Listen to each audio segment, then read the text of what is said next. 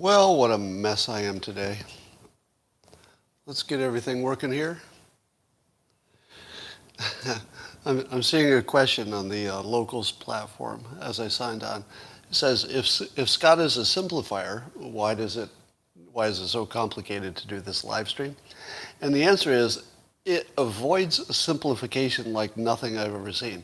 I'm up to something like 17 steps on a checklist just to turn this on. And do you think that I can ever do 17 steps on a checklist the same? Nope. So sometimes this is the best you can get. But you know, if you'd like to make everything better, and I think you would, what do you need? Oh, well, all you need is a cup or mug or glass, a tankard, chalice, stein, a canteen, jug, a flask, a vessel of any kind. Fill it with your favorite liquid. I like coffee. And join me now for the unparalleled pleasure, the dopamine hit of the day, the thing that makes everything better. Everything except Afghanistan. It's called the simultaneous sip, and it happens now. Go. That's so good. So good. Well, let me summarize all of the news. China sucks. That's it. That's the whole news. Now, there are details. I'll tell you all the ways that China sucks or is dangerous to us, but it's all just that. China sucks. And there are lots of ways to express it. But let's start first with Larry Elder running for governor of California, and I've been trying out some persuasive slogans that he could use. So here are two I tested today. Somebody, not me, came up with this. It's on some signs in Southern California. It says, "We have a state to save." So that's one choice for Larry Elder running for governor in the recall election. We have a state to save. Or, make California livable. Make California livable. So we have a state to save, 52%, and make California livable, 48%. So people like both of those. But we have a state to save, got a little bit more. And it's not bad. It's not bad. Somebody says I vote neither. Well, come up with a better one. So A/B testing is all about, if you have a better idea, let's test it. All right. I feel as if I need a new category. I'm going to call it non-surprising news. Non-surprising news. Things which are news, but since you knew they were going to happen, why are they news, really? So, keep California alive. I'm seeing some suggestions here. Save our state. How about time for better? Yeah, those are all pretty good, actually. Our golden opportunity. Free California. Got some good ideas here. All right. So here in non-surprising news, the infrastructure bill's in trouble. Is it just the same news every day? Let me make a prediction for the news any day next week. Pick a day next week. Tuesday. Tuesday next week. Prediction, the infrastructure bill will be in trouble. Let's just see if I'm right. I mean, wilder things have happened. But this time, apparently, the Republicans are going to propose a bunch of amendments that are politically embarrassing for the Democrats. Okay. Meanwhile, Joe Biden continues to decompose as Afghanistan falls apart. Jake Sullivan is reporting that Biden didn't think it was, quote, inevitable that the Taliban would take control. Joe Biden didn't think it was inevitable that the Taliban would take control. Is that true? You know, if I had seen this report and they'd said it about Trump, I would tell you it wasn't true. Right? I mean, if you've watched me long enough, you know I'd say, I don't think that happened. You know, unless you hear it with your own ears, you know, do you think Trump would ever say that? But Do you think Biden would actually say that? He said it in a video. Oh, so we do have a record of it? It's on a video from July. Wow. Well, July, of course, was a little different. I mean, things change quickly. But it's almost unbelievable, except that he said it on a video, apparently, I'm being told. If it had not been on a video, I don't know if I'd believe it. It's so crazy. I'll bet there's not one person here who didn't know it. I mean, it was reported as inevitable, wasn't it? Didn't the news sort of say it was inevitable? I mean, I don't know anybody who said it wasn't. Was he really the only person who thought that? Well, here's the other possibility. The other possibility is he was lying, right? Remember, Biden ran for president so he'd be the honest one? Do you think he was being honest when he said it's not inevitable that the Taliban would take over? I doubt it. Because if he knew it was inevitable, he couldn't leave. So I think he has to, I think he had to lie. And maybe Trump would have too. Maybe any president would have. Because the only way to get from here to there was lying. Suppose he had told the truth. The truth would have been, we're going to pull out of Afghanistan and leave our allies to be slaughtered. Could he say that? Yeah, it's really tragic. Our allies will be slaughtered. The country will go to hell. We've wasted 20 years and $1 trillion. But I'm going to pull out anyway because it's good for America. That was the truth, right? He just couldn't say it. So the whole point of hiring an honest president, which is what the Democrats believed they were doing, well, that didn't work out. He's obviously, I would say this is an obvious lie, because I don't believe that Joe Biden didn't know it was going to be inevitable. Do you? How many of you believe that?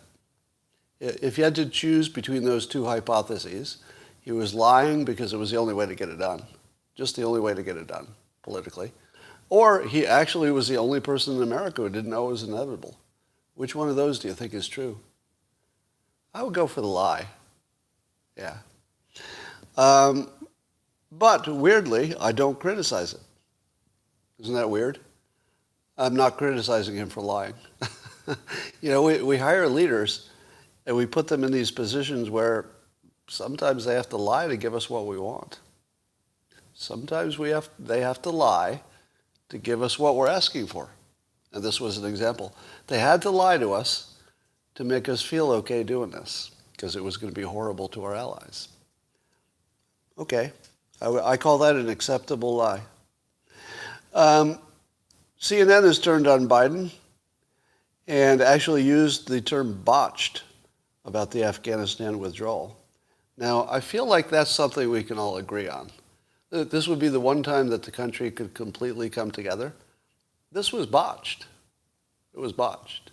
And I would say the same thing, no matter who the president was. This is as botched as you can get.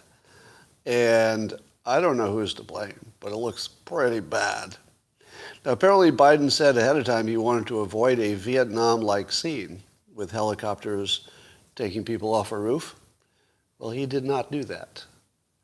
It's worse than that. I don't know if you've seen it yet, but there's a video that's really bad. There's a video of a U.S. plane taking off from Kabul. The airport is, swarming with people who are trying to escape the country. And some people held on to the outside of the plane.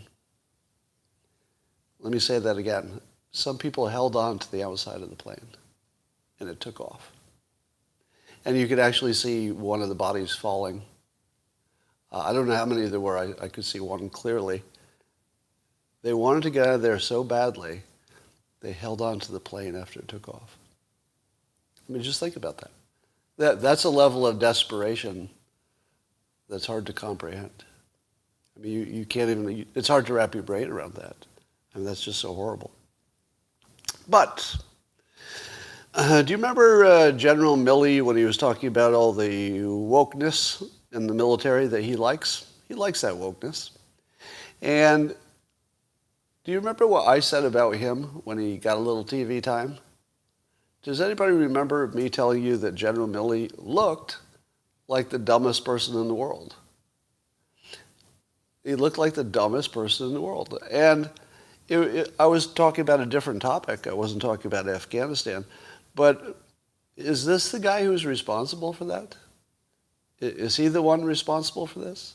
Because it looks like it. It looks like the guy who looked like the dumbest person in the world actually was. He is as dumb as he looked. Right? I mean, you remember I called that out, that he just looked low IQ. Now, I don't say that about people I dislike politically, right? Have you ever heard me say that? I mean, Biden's a special case because of his age and stuff. But you don't hear me saying that the people I disagree with are stupid. I don't do that. Lots of times they're brilliant. AOC, for example, I think is brilliant. I just disagree with her on a lot of stuff. But this General Milley, he just actually did look dumb.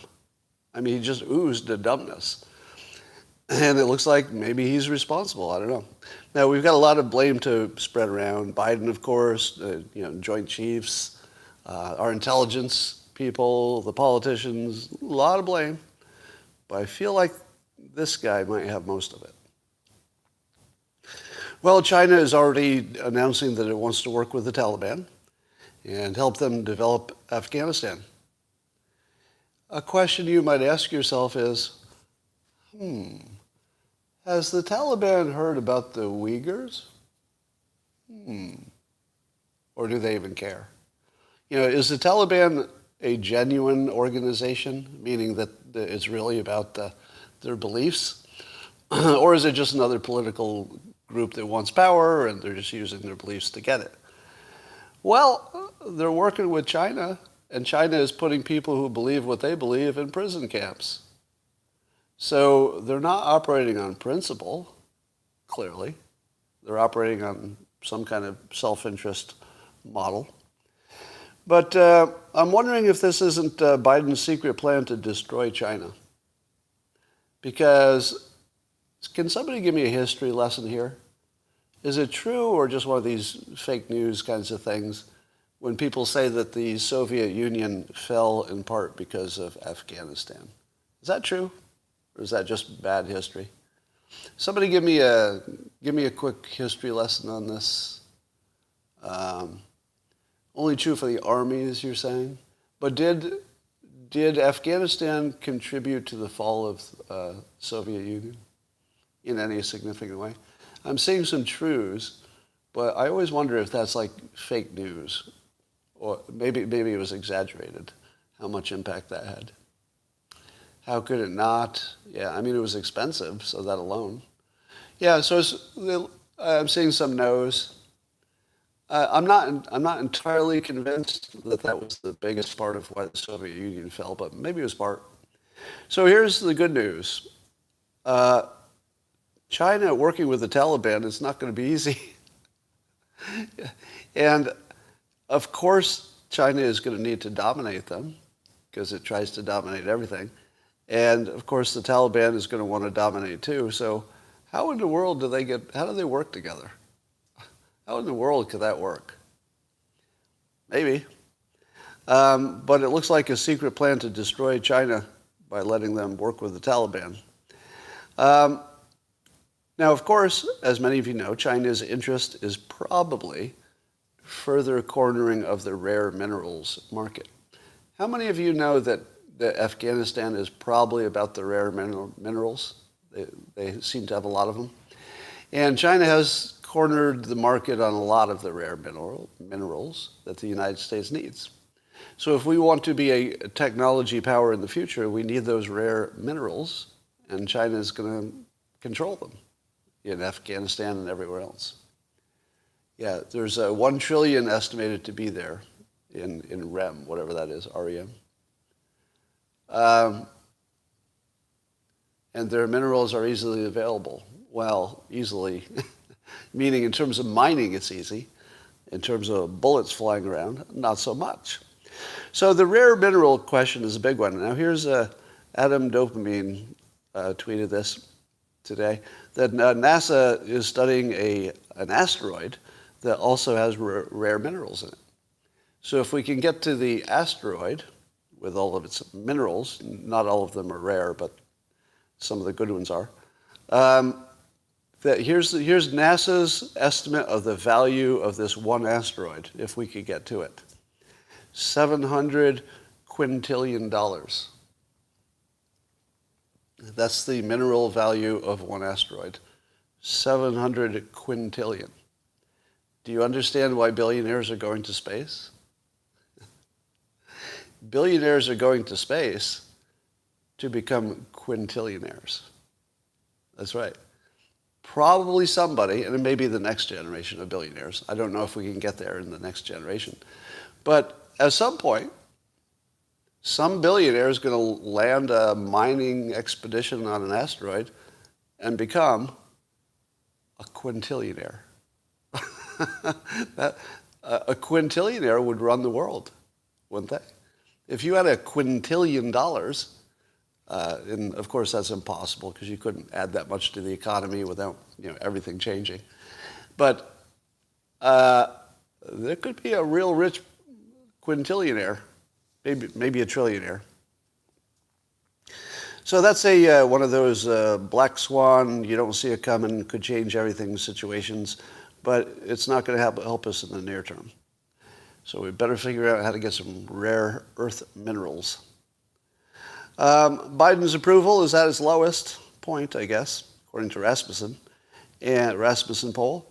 But I wonder if it could go lower, because I don't think it can. Do you? I don't think there's anything that Biden could do that would get him below about what it is, give or take a point. Because I feel like the country is so divided that there's every president has a lower limit, and they just can't go lower than that, because that means, their best supporters would change. And you're really only getting a slice of the independents, and that's about it. So I don't think his approval will go lower than it is. It's about as low as anything you can get. This is a Matt Walsh tweet that I thought summed up Afghanistan as well as I could have ever hoped to say it, but he said it better. His tweet, he said, an Afghan army of 300,000, which had been equipped and trained by the U.S. for 20 years, fell in 2 days to a gang of medieval terrorists who they outnumbered 3-1. And then he said, we can't indefinitely sustain a country that has absolutely no will to exist in the first place. Exactly. You can't help Afghanistan if they don't have the will to fight for their own whatever. Now, apparently they have plenty of will to be Taliban. Whatever the Taliban is doing is working. Now, by the way, do you know, and I haven't seen any reporting on this, but are you aware that the bad guys, and ISIS was the famous one for this, they would take some kind of drug that would make them fearless in battle. It was some kind of I think it was a narcotic. But they commonly took some kind of drug that made them, impervious to fear, which made them impossible to beat. Because you couldn't make them afraid by killing a lot of them. They just keep coming. So I think that drug is a big part of the story of why a smaller force could beat a bigger force.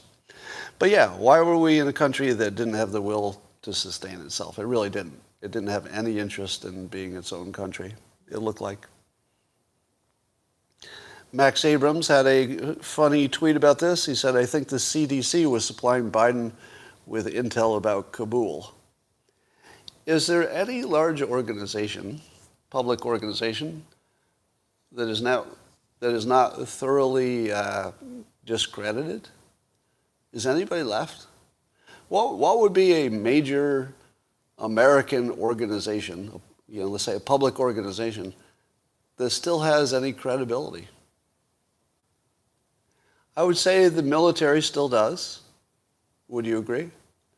Our military leaders got some explaining to do, especially this week. But the military itself, I would say, still credible. Supreme Court, We don't like the decisions sometimes, but I would say he's still credible. So I think the Supreme Court and the military are holding the country together. That's what I think. That's what it feels like.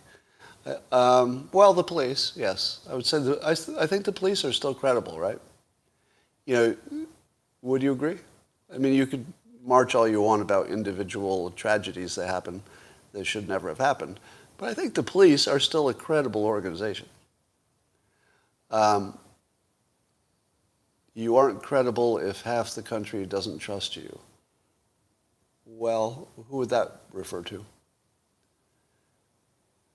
Not the teachers' unions, not Intel, not the government, not Congress, not the CDC, not the World Health Organization. Credibility is pretty hard to come by these days. Speaking of credibility, White House press secretary, I saw Joel Pollack tweet on this. So Jen Psaki is taking her vacation at the same time that Biden's on vacation, which makes sense, or does it? Does it make sense that the spokesperson would be on vacation at the same time as the president? I guess it could go either way. But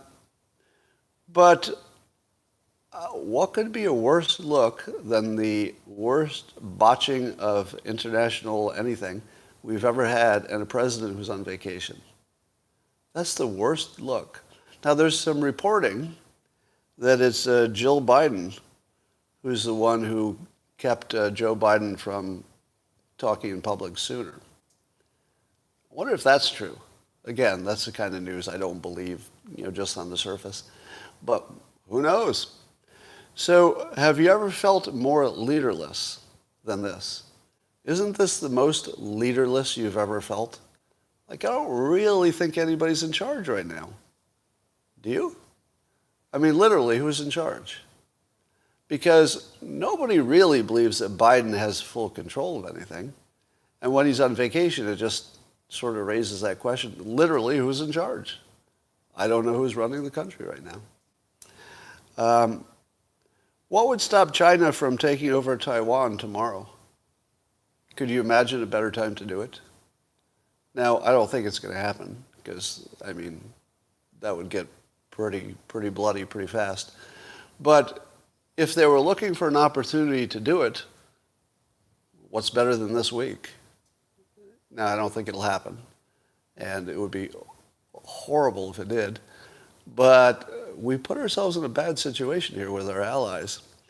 So we do have to worry about that. Apparently, speaking of how bad China is, I guess they work with so in Dubai, there's some reporting that there's a black site that China uses to, capture their dissidents and interrogate them and stuff in other countries. So of course China has its own black sites within its country to interrogate people in the worst possible way. But apparently they have one in Dubai, or at least in the country there. So that's pretty bad. And why is it that any Islamic country would deal with China? What's up with that? Why would any Islamic country deal with them? They are literally trying to erase Islam, at least within China, and anything that they control.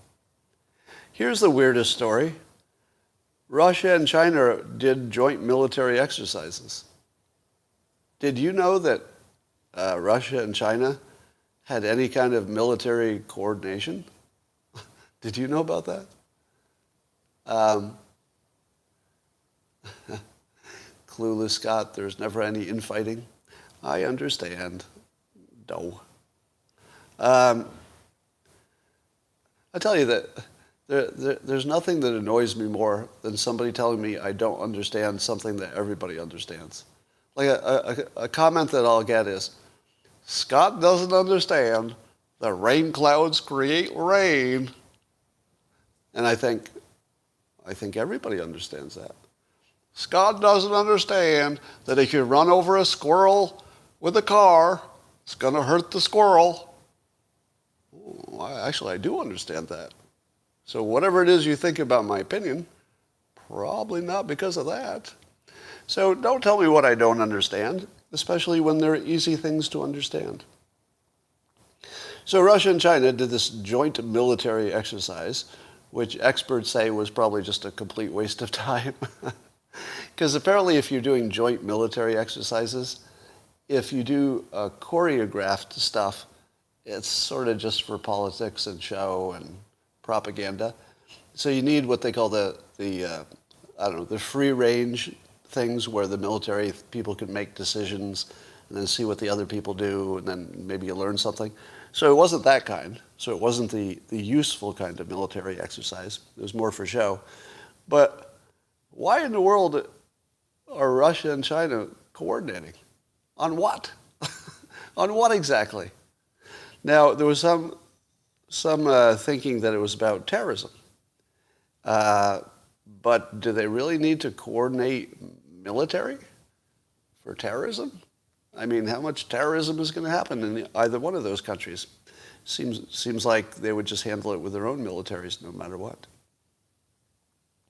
So it's probably just good politics that Russia and China, because they're neighbors, that they work together on as many things as they can figure out to work together. It's probably good for both of them. But here's my take on all of this. Russia should have been our ally. Russia should be our ally against China. Now, that's probably too hard for them to do because they're right, they have a border. But we need to find some way that Russia's on our side militarily. And it's hard for me to believe that there's so many things that Putin wants that we don't want that we couldn't find some way that we're both better off. Because I feel like Russia, they're deal makers. Now, maybe you can't trust them. That's a separate issue, right? Maybe they make a deal and you think they'll break it. But they're deal makers. And I can't see any scenario in which we're not better off working with Russia instead of against them. Now, China is a different story. If we worked with China for the long run, they would be trying to dominate us, and it'd probably be dumb to even try. But I think Russia just has interests that are common with ours, or could. I mean, right now we're spending all our time with these cyber attacks against each other. Why? Why? It's because we're trying to suppress Russia. Why? Because we think that they're trying to do bad stuff to us, because they are. Why? Basically, any dispute between Russia and the United States is completely about what the other one did yesterday. It has nothing to do with our strategic interests, I don't think. Because I don't see Russia wanting to conquer Europe, right? I mean, there are some disputes about Russian-speaking territories, and, we have to deal with that. But the bigger picture, I just think we don't have enough not in common. So that's just my take on that. And then on election fraud. Let's talk about election fraud. As I keep telling you, every day that goes by without confirmation of any kind of election fraud probably means there's less likelihood we'll ever find it. Do you agree with that general statement? That the longer we go without finding any fraud, the less likely it is there. Would you agree? Now, I know there's some things that they can't look into. There's some stuff that can't be audited, et cetera. But, or let me put it a different way. Because, you don't know what you don't know. So I guess you could never know that there's something hiding in there because you can't audit it all. But certainly they haven't found it yet. How many would disagree with the statement? We would know by now if the audit found the goods. We would know by now, even though they haven't officially announced it. How many agree with that? We would know by now because of a leak if they had the goods. Almost all of you are disagreeing. Oh, I like this. This is fun. I saw probably, but almost all of you are disagreeing. Interesting. All right. Well, I like that. That's fun because then you see how good my predicting is. Okay? So do we have, can we say that we have opposing predictions? So my prediction is that no election fraud has been found, massive election fraud, has been found yet. Right? So I'm not talking about whether something is found still in the future. I'm saying that as of right now, my prediction is that nothing will come to the surface that has been found already as of this date. Anybody want to take the other side of that?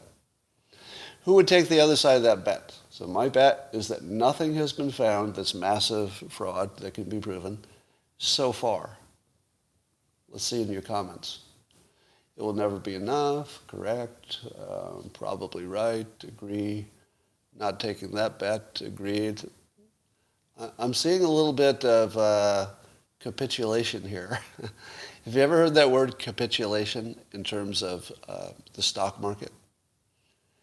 Yeah, that's what it looks like. It looks like capitulation. I feel as if the people who were, let's say, optimistic, if you could call it that the audit would find massive fraud, I feel like you're losing your optimism now, right? Now, keep in mind, this was my prediction. Yeah. You reframed it. I did change the question, right? Is he reading Locals comments or YouTube? Both. I can see them both. So I was getting more comments on Locals agreeing with me. There's a timing difference. If you do a comment on Locals, I see it almost immediately. If you do a comment on YouTube, I think there's maybe a 20-second delay or something. They have found fraud, but they need the routers to prove it, somebody says. No, that would be they haven't found fraud. If you still need something to prove it, you haven't found it. We always had suspicions. There were plenty of things that look sketchy. But if you still need something to prove it, you haven't found it. That's my point. Now, does that mean it's not there? Let me say again my overall opinion of the election. The election is designed to hide fraud. The election is designed to hide fraud because you can't audit parts of it with the digital part. That's a design. Design choice. It's not an accident. So if you design something to hide fraud, and it's a high-value target, and lots of people are going to try because it's a high-value target, the one thing you can say with certainty is that at some point it will be subject to fraud. You just don't know if it happened already. The only thing you don't know is if it happened already. Now, that's a mystery we need to solve, and it looks like we're not going to solve it, at least in terms of not going to find any evidence. Scott apparently doesn't realize his YouTube show has an inherent delay. Now, you may have missed my mocking from just a moment ago, in which I said, why do people tell me what I don't know? Scott doesn't know that YouTube has an inherent delay. Yeah, I do know that. I do know that. Now, you could call it inherent or any other word, but I know that the system has a delay.